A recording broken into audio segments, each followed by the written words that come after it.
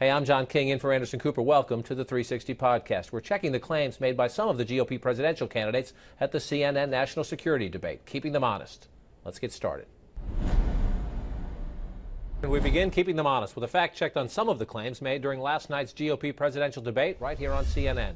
All 8 Republican candidates took the stage last night in Washington, just steps from the White House. Some of them strayed from the truth. Let's start with Michelle Bachmann's claim the CIA doesn't have the power to interrogate terrorists because, she says, of the ACLU's influence. Listen. This is one thing we know about Barack Obama. He has essentially handed over our interrogation of terrorists to the ACLU. He's outsourced it to them. Our CIA has no ability to have any form of interrogation for terrorists.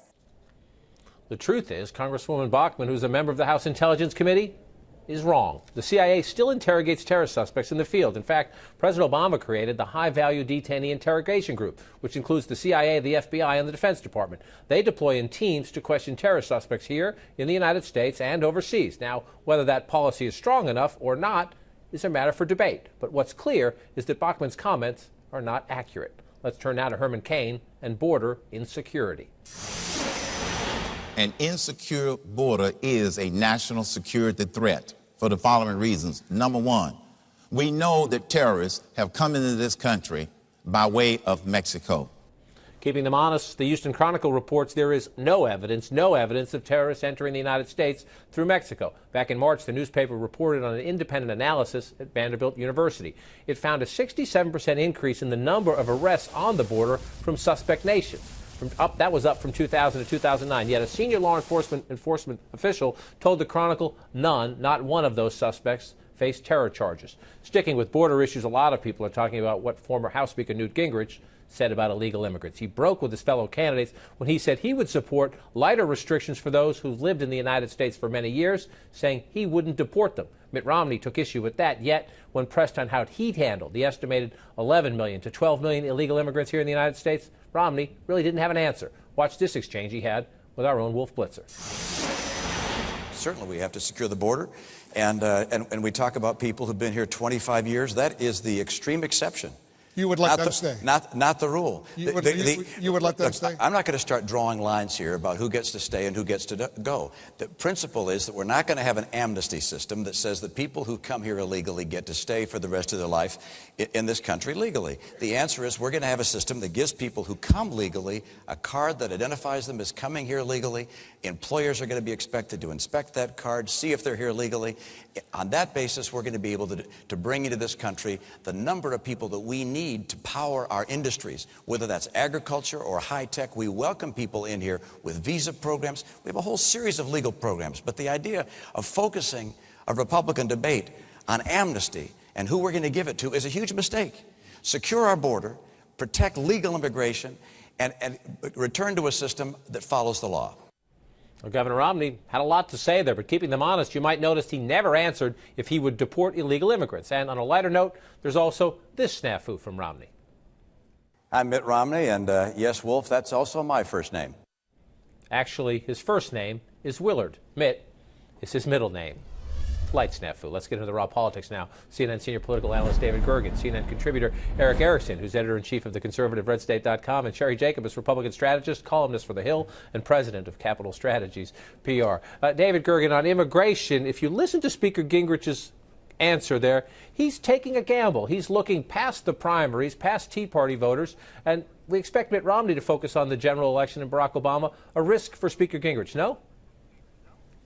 Certainly sounded like, and Eric will have a much better sense of just how much damage he may have done for himself by going soft, so to speak, on immigration, how much damage he may have done among the conservative base, especially in a place like Iowa. But I think as a general proposition, John, that Newt Gingrich is trying to reintroduce himself to the American people. He's been out of the limelight for a long time. He was seen as a bomb thrower in his earlier days, effective, yes, but a bomb thrower. And I think he's trying to introduce himself as a person who has grown, become more mature, and perhaps more empathic with those who've had problems in the past. After all, this is a man who's asking voters to forgive him for his own past failings. And, you know, it's not, I think, totally unnatural that he might be more forgiving of others who've had past failings of their own, such as people who are here illegally for 25 years.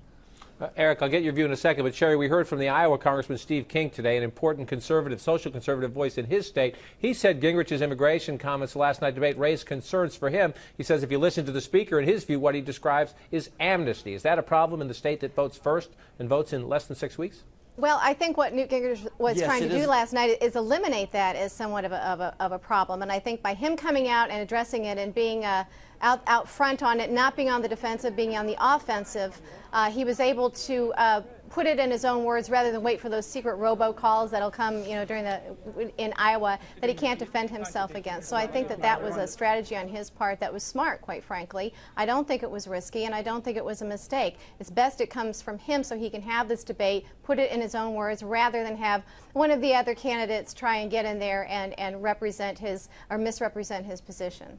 Eric, you think smart? I think it's a risk, particularly in a place like Iowa, but I think it's very smart. Look, Newt's taking a gamble right now. There are only two people who can really take him on this issue right now in Iowa, Michelle Bachmann and Mitt Romney. Michelle Bachmann doesn't have the money to take him on, and Mitt Romney's campaign says they're going to take him on, except Mitt Romney was saying virtually the same thing back in 2007, and the Gingrich campaign, immediately after the debate last night, was already circulating the press clip from Meet the Press back in 2007. Back in 2007, Eric is referring to Governor Romney back then, saying he would support a program that not only included legal status, but potentially he said he would support citizenship. So there'll be a question for Governor Romney on this one. Let's stay on this point for a second, in the sense that, David Gergen, our viewers haven't seen Mitt Romney's new TV ad. He's the front runner. He's been the front runner all along. He's being challenged now by Speaker Gingrich. He launched his first TV ad this week, and he's raised a lot of eyebrows. Listen here. I am confident that we can steer ourselves out of this crisis. And who's been in charge of the economy? We need a rescue plan for the middle class. We need to provide relief for homeowners. It's going to take a new direction. If we keep talking about the economy, we're going to lose. You hear that voice in the end. That's then Senator Obama in 2008. If we keep talking about the economy, we're going to lose. As we've reported, he's actually quoting a McCain aide, and there's part of the sentence they just lopped off there. Here's how Governor Romney defended this ad today. It takes Senator Obama out of context. Here's how Romney defends it in Iowa. The ad before it went out was sent out with press releases describing that what the president had said about John McCain was now going to be used to be said about him. So there was no hidden effort on the part of our campaign. It was instead to point out that what sauce for the goose is now sauce for the gander. Sauce for the gander, David Gergen. They did in the press release say they were using that quote, but if you watch the ad, if you're just somebody watching at home in your living room, you have no idea that they are grossly taking then Senator Obama, now President Obama, out of context. Risky for a guy who could find plenty other Obama tape talking about the economy? Absolutely, and the idea that people are going to read the press release is ridiculous. Look, Mitt Romney's clearly trying to prove, his campaign's trying to show that he's going to take the fight to Obama. Something Republicans have had a little worried about. One of the reasons that Newt Gingrich is doing well against Romney is he seems to be more of a brawler, someone who will take the fight. So I think the Romney people are trying to disprove that. But having said that, as you point out, they have so much material to work with on the economy. Why in the world would they want to resort to something that is at best misleading? And for a man like Mitt Romney, who, yes, he's been back and forth on some issues, but he's generally seen as a man of integrity. Why would he allow his campaign? Why would he himself come out and endorse it? I think he ought to just clear the air and restart and go after the material honestly. He's got a lot to work with. Eric, if you watched the debate last night and you watched this fascinating week, we've seen Newt Gingrich now catching up to Mitt Romney, even passing him in some national polls. He's ahead in a new Iowa poll out tonight. If you're Mitt Romney and you're looking around that stage last night, you have to be hoping, don't you, that you don't end up in a two-way or a three-way soon, that you want Perry, you want Bachmann, you want Herman Cain, you want Rick Santorum, you want them to survive Iowa and have a crowded field moving on, don't you? You do. And in fact, Mitt Romney's campaign has thrown several lifelines to candidates. In one of the debates, the Bloomberg debate, where he can ask questions, he asked a softball to Michelle Bachmann on what great things she'd do for America. He's said nice things about Herman Cain and defended Cain from attacks. He's trying to keep people in. There's a real problem, though, just from the CNN poll, and other polls are starting to show this. As Newt Gingrich has now gone up beyond Mitt Romney, we're seeing something we haven't seen with other candidates. Mitt Romney is starting to go back down. He's been very, very steady in the polling with other candidates bouncing around him. He's never gone down as someone else has risen. With Gingrich's rise, he's starting to go down in the polls, and That's got to worry the Romney campaign, that Gingrich is now ahead in Iowa. New polls have him out now vastly ahead in South Carolina and even places like Pennsylvania. The race looks like it may be starting to find its non-Romney candidate, and if so, I don't think Mitt Romney is going to be the nominee. David Gergen, Eric Erickson, Cheri Jacobus, thanks so much for joining us. Thanks for watching the 360 podcast. Don't miss 360's weeknights, 8 and 10 Eastern on CNN. CNN, weeknights at 8 and 10.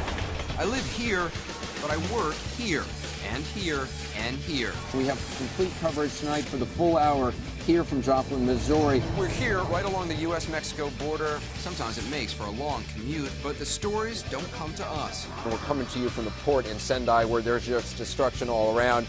What else would you expect from the worldwide leader in news? Anderson Cooper 360. CNN, weeknights at 8 and 10 Eastern.